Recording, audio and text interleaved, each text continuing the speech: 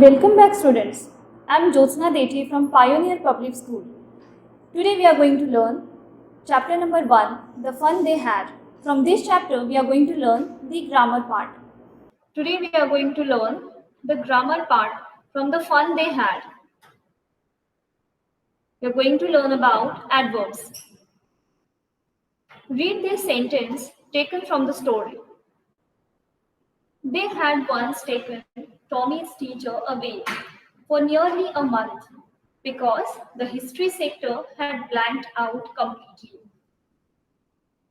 Children, look at this word completely. The word complete is an adjective. When you add ly to it becomes an adverb.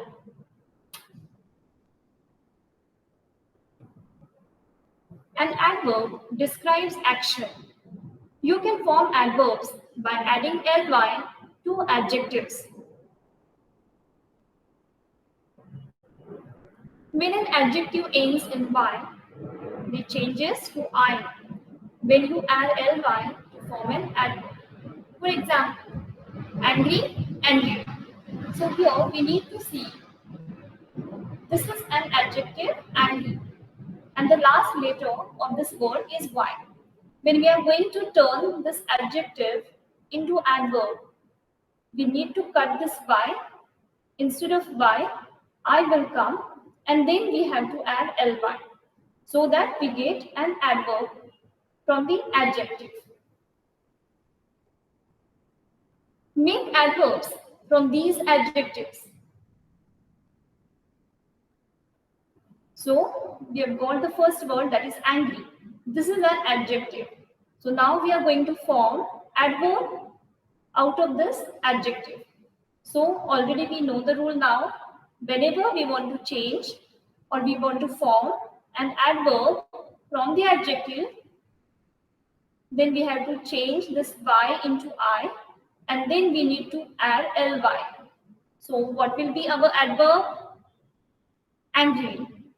So what we have done over here, we have cut y changes into I, and then we have to add ly to form the adverb.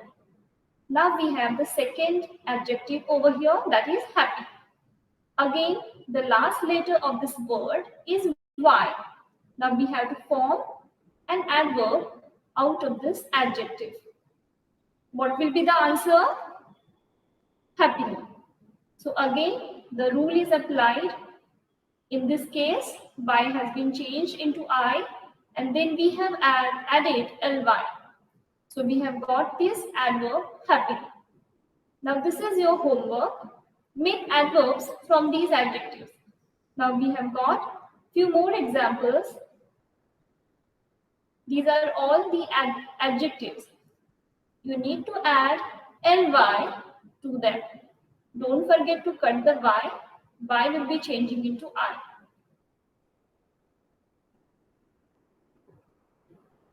Now, way to spot adverbs is to look for the words that end in ly. Let's take a look at a few examples. Abruptly. Now, we will be forming sentences by using these adverbs in them. I thought the movie ended abruptly. The second, beautifully. Let's use this particular adverb in the sentence. The beautifully painted landscape is a wonderful addition to my living room decor. So, here in this particular sentence, the word painted is the verb, and this particular word beautifully, it is describing the action, the verb. That's why this particular word is called as adverb. Adverb always adds to the verb. It describes the verb.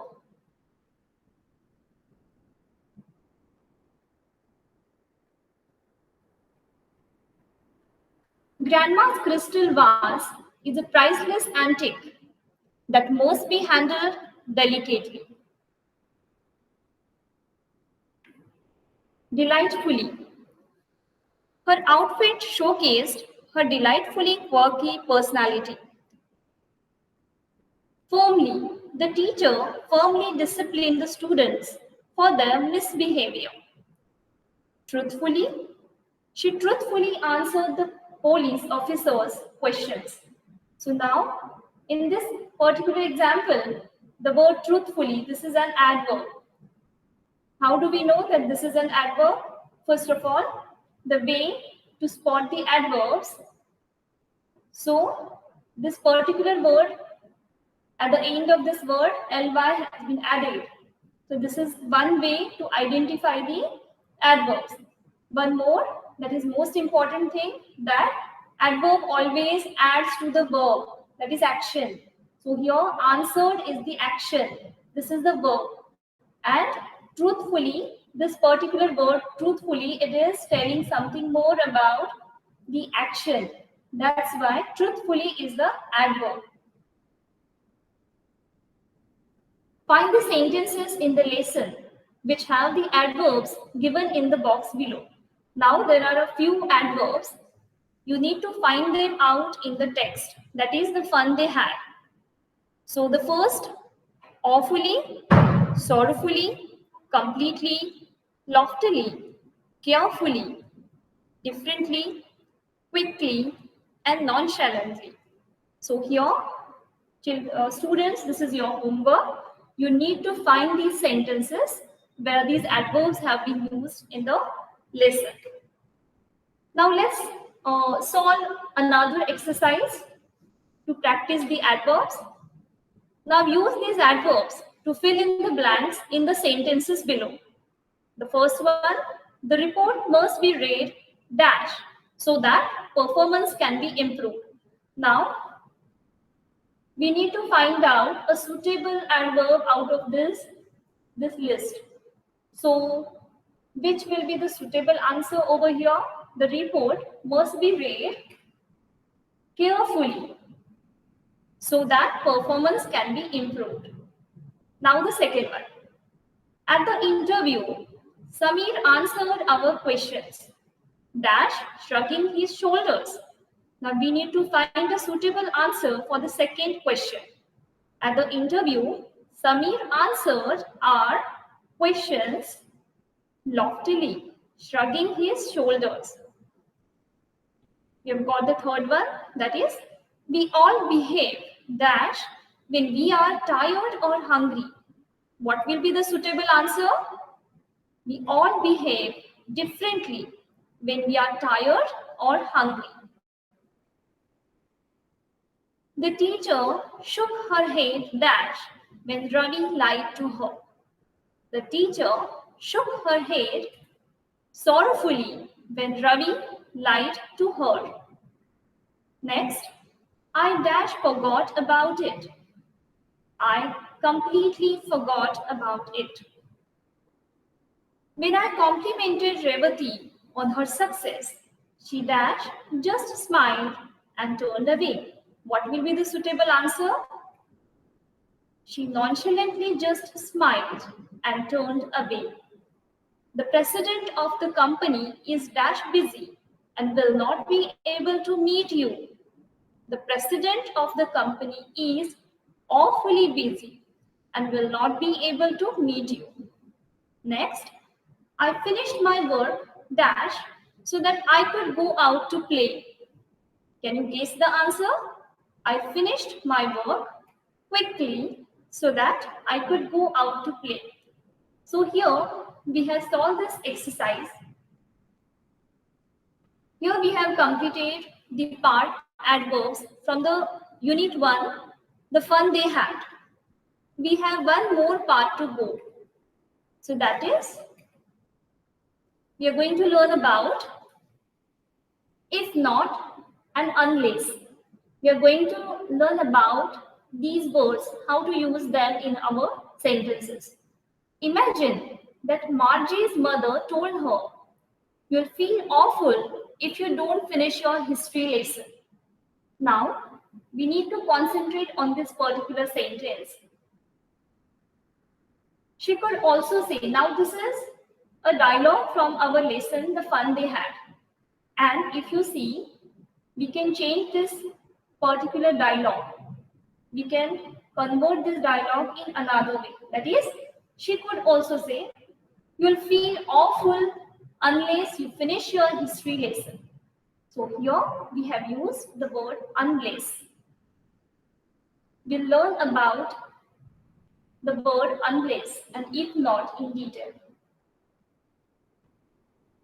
Unless means if not. Sentences with unless or if not are negative conditional sentences. Notice that these sentences have two parts. The part that begins with if not or unless tells us the condition.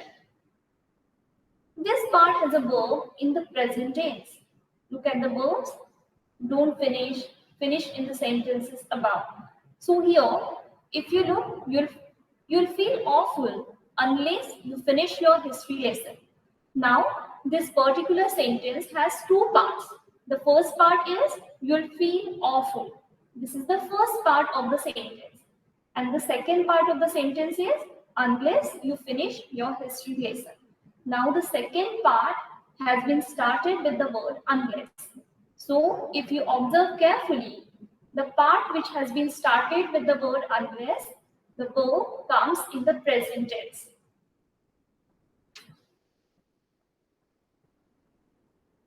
In the same sentence, the first part, that is, you'll feel awful. Which tense is this? You'll feel awful, this particular part, the first part of the sentence, this part has been come in the future tense. The other part of the sentence tells us about a possible result. It tells what will happen if something else doesn't happen. The verb in this part of the sentence is in future tense. Now, if you look at only this green colored part, then the verb over here is will. You will feel awful. This is the contraction used in the first part of the sentence. You'll feel awful. So, yes. So, this particular part has a verb that is will, which denotes future tense. Now, once more we'll see, we have two parts in this particular sentence. The part which starts with unless has a verb in present tense. And the first part of the sentence, it will always comes in the future. So let's see some more examples. Notice these two tenses again in the following examples. So here there are three sentences. We'll just divide these sentences and we'll see how the verbs are there in the tenses. The first, there won't be any books left unless we preserve them. Now, the second part of the sentence has been started with the word unless. And so, this particular verb, preserve, is in present tense. And the first part, there won't be any books left. This particular part, there, if you see carefully, the verb is in future tense. That is, they won't be. That means there will not be. There won't be. This is the contraction of will not. There won't be any books left. So this first part of the sentence is in future tense and the second part is in present tense and which is started with unless. Now look at the second sentence. You won't learn your lessons if you don't study regularly. Now again, we have the second part of the sentence started with if. If you don't study regularly. Again, the verb in the second part is in the present tense and the first part has future tense. You won't learn your lessons. So this particular verb shows future tense. Now look at the third sentence. Tommy will have an accident unless he drives more slowly. Again, here there are two parts. Tommy will have an accident. This is the first part of the sentence and the second part of the sentence has been started with the word unless. So here again if you see The part which contains the word unless is in present tense. The verb drives is in simple present tense. And the first part has will. This particular verb will denotes future tense. Now we will solve one exercise. Complete the following conditional sentences. Use the correct form of the verb. If I don't go to Anu's party tonight, now we have to complete the sentence. If I don't go to Anu's party tonight, so here we need to see how we can complete the sentence. If I don't go to Anu's party tonight, she will get annoyed. Here, students, the first part of the sentence has been started with the word if, and therefore the verb is in present tense. Don't. Do plus not. Don't. If I do not go to Anu's party tonight, so the first part is in the present tense, and the second part of the sentence, is in future tense. She will get annoyed. Second sentence, if you don't telephone the hotel to order food, now we have to complete the sentence with suitable option. If you don't telephone the hotel to order food, you will miss your evening meal. Now here again, if you see the second part is in future tense. Let's solve the third one. Unless you promise to write back, dash. Unless you promise to write back, I shall keep requesting you. If she doesn't play any games, can we just complete the sentence? If she doesn't play any games, she will become lethargic and unfit. Number 5, unless that little bird flies away quickly, the cat dash. So, if you see carefully, unless that little bird flies away quickly. Now, this is the first part of the sentence. Unless that little bird flies away quickly, and the first part has been started with the word unless, and this is in the present tense. Why? Because the verb that is flies is in present tense. This is the present form of the verb fly. So how can we complete the sentence? Unless that little bird flies away quickly, the cat will pounce on it.